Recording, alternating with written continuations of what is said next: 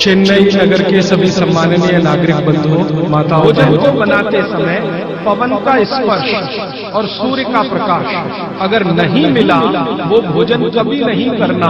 ये भोजन नहीं विष विषम बारी। इसका सीधा सा अर्थ है भोजन के अंत में पानी पीना विष पीने के बराबर है। और आप सभी साथियों को कहूंगा,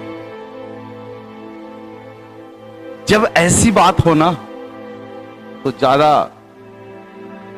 बैंडेज मत बांधो, सीधी बात करो। क्या होने वाला है? क्या होने वाला है? कुछ नहीं होने वाला है। जन्म और मृत्यु किसी के हाथ में नहीं होता, वो परमात्मा के हाथ में होता है। अगर गति वही होगी लिखी हुई तो लाख कमरे में बंद रह जाओ आप, जीवन नहीं बच सकता। और अगर जीवन प्रभु ने दिया है, ईश्वर ने दिया है, तो लाख कोई कुछ कर ले, कुछ नहीं हो सकता। इसलिए भय बंद करो। और ये बात मैं अपने मन से नहीं कह रहा हूं, ये मुझे राजीव भाई से ही ज्ञान मिला है। ये जब चेन्नई में स्वास्थ्य कथा आयोजित करनी थी हमें, और उसका जो है जब विरोध किया षड्यंत्रकारियों ने, कुछ साथियों ने जो राजीव भाई के साथ पुराने जो साथी थे, और उन्होंने कहा कि राजीव भाई अगर आप हमारी बात नहीं मानोगे, हमारे कब्जे में नहीं रहोगे, तो फिर आपकी नाकेबंदी कर दूंगा पूरे देश में। तो पूरे उत्तर भारत में नाकेबंदी कर दी कि एक भी व्याख्यान राजीव भाई का नहीं होगा। और वही सौभाग्य हमें मिला, क्योंकि दक्षिण भारत की नाकेबंदी नहीं कोई कर सकता, और वो भी उत्तर भारतीय। तो उत्तर भारतीय जितने भी उपद्रवी थे जुड़े हुए, लाख कोशिश के बाद इनकी नाकेबंदी दक्षिण भारत में नहीं हुई। और राजीव भाई को भरपूर समय मिला दक्षिण भारत के लिए, और अकेले तमिलनाडु में 150 व्याख्यान हुए उनके, 150 व्याख्यान हुए उस समय। और उसी में से स्वास्थ्य कथा निकला। तो स्वास्थ्य कथा ना हो, इसके लिए पूरी ताकत लगाई उन लोगों ने जो राजीव भाई के विरोध में खड़े थे, पूरी ताकत लगाई। लेकिन मैंने कहा ठान लिया हूं तो करूंगा। तो राजीव भाई आए, कथा के एक दिन पहले आए, और शाम में भोजन के बाद जब बैठे तो उन्होंने कहा सब कुछ तो ठीक लगता है, लेकिन ये उदासी क्या है? पहले जैसे हंस नहीं रहे हो, हंसमुख नहीं हो, कुछ गंभीरता है, बात क्या है? बोले कुछ नहीं, बस ऐसे ही है, कल देखिएगा जो कुछ भी होगा कल। नहीं बताओ मुझे क्या है। तो मैंने कहा राजीव भाई ऐसी ऐसी बात है कि यहां भी हमें बहुत धमकियां मिल रही है, तो क्या करना? तब उन्होंने कहा था राजीव भाई ने इस बात को मुझे कि जीवन में कभी डरना मत,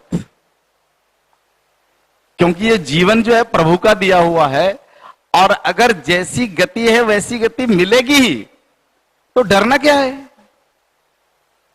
जो होगा कल देख लेंगे। मुझे भी पता है, मैं तो भयभीत नहीं हुआ, मैं तो आया हूं व्याख्यान करने के लिए यहां पर, और करूंगा कल से। आप क्यों डर रहे हो? उसी क्षण डर मैंने अपने जीवन से निकाल के फेंक दिया। फिर मैंने कहा हो सकता है गौशाला पर कुछ आँच आ जाए, उस पर कुछ कर दें। तब उन्होंने एक बात और कही कि जिस तरह से हम अपने भाग्य से जीते हैं, उसी प्रकार गाय भी अपने भाग्य से जीती है। अगर उन गायों के भाग्य में कुछ ऐसा होगा तो रोक नहीं पाओगे, और वो अपने भाग्य से जी रही, कोई कुछ नहीं कर पाएगा। और सच में यही हुआ, कोई कुछ नहीं कर पाया। 7 दिन निर्विघ्न रूप से कथा चली, और हुआ ऐसा कि वही 7 दिन की कथा आज पूरे भारत में जो है घूम रहा है। आप सुन रहे हो ये 7 दिन की कथा जो आप सुनते हो ना, स्वास्थ्य कथा 7 दिन चेन्नई वाली, इस कथा को करने के लिए बहुत बड़ी लड़ाई हमें लेनी पड़ी थी। बहुत बड़ी लड़ाई लड़ करके वो कथा करवाया था। 7-8 लोगों का ग्रुप था जो राजीव भाई को चाह रहे थे लोग कि राजीव भाई का व्याख्यान की बुकिंग वो करें। उन्होंने कमेटी बनाई कि राजीव भाई आपके साथ हम लोग बहुत दिन से घूम रहे हैं, हम लोग सीनियर हो गए हैं, हमें कुछ मर्यादा मिलती नहीं, जहां भी जाते हैं आपकी ही मर्यादा मिलती है, हमारी कोई पूछ नहीं होती। तो आप एक समिति बना दो, और समिति तय करेगी कि आपका कहां व्याख्यान है, आपका कहां बुकिंग है, तो हमें कुछ मर्यादा मिल जाएगी। तो राजीव भाई ने कहा कि ये तो फिर घेर के मुझे रखना, तो फिर आम आदमी के पास जाऊंगा कैसे? मैं गाँव जाऊंगा कैसे? मुझे ये पसंद नहीं है। मैं स्वतंत्र हूं, स्वतंत्र रहूंगा। कोई भी फोन करेगा, फोन उठाऊंगा, दवाई बताऊंगा। कोई भी पूछेगा तो बिना उसका अता पता जानकारी लिए उसके गांव में व्याख्यान करने जाऊंगा। मैं ये बंधन में नहीं रहने वाला। तब उन लोगों ने जो है राजीव भाई को बांधना शुरू किया। कार्यकर्ताओं को फोन करना, तोड़ना फोड़ना चला कि कोई भी राजीव भाई का व्याख्यान नहीं होने करेगा, और कोई व्याख्यान अगर भाई आयोजित करे तब उसको भी घेरो, उसको भी डराना धमकाना, सारा कुछ हुआ।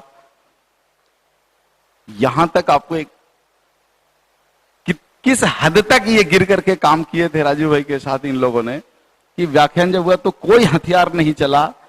तब एक बंदे ने कहा, निरंजन भाई जानते हो 2500 में नक्सलाइट काम कर देता है। यहां तक बात चल गई थी और यहां तक बात हुई थी। फिर भी कथा हुई, और इतनी जबरदस्त कथा हुई कि आप सब जानते हो। और फिर उसके बाद तो ऐसा गुस्सा आया कि लगातार 3 कथाएं हुई। पहली कथा 7 दिन वाली, दूसरी कथा 11 दिन वाली, और फिर तीसरी 13 दिन वाली। ये 2 कथा आपके सामने नहीं आई है, 11 दिन वाली और 13 दिन वाली। 13 दिन वाली कथा तो बहुत ही अद्भुत है, बहुत ही अद्भुत कथा है। लेकिन उसमें क्या है, साउंड थोड़ा अच्छा नहीं है, उसमें बहुत कुछ काम करने की जरूरत है। काम करके अगर आप उसको बना दो ना तो बिल्कुल दिल खुश हो जाएगा उस कथा को सुन करके। 13 दिन में इतना बढ़िया राजीव भाई ने विश्लेषण किया है, इतना बढ़िया विश्लेषण किया है कि मत पूछो। अभी वीरेंद्र भाई हैं, थोड़ा काम वीरेंद्र भाई ने किया था, लेकिन फिर वो गाड़ी अटकी कहीं जाकर के और फिर छोड़ दिए, चलो ठीक है जाने दो। अब वीरेंद्र भाई का कभी मन बन जाए, उसमें थोड़ा समय वो लगा दें चीजें, तो 13 दिन वाली बन सकती है। फिर भी बना हुआ है, मन बना हुआ है तो फिर बना दीजिए उसको। बहुत ही अद्भुत कथा है वो।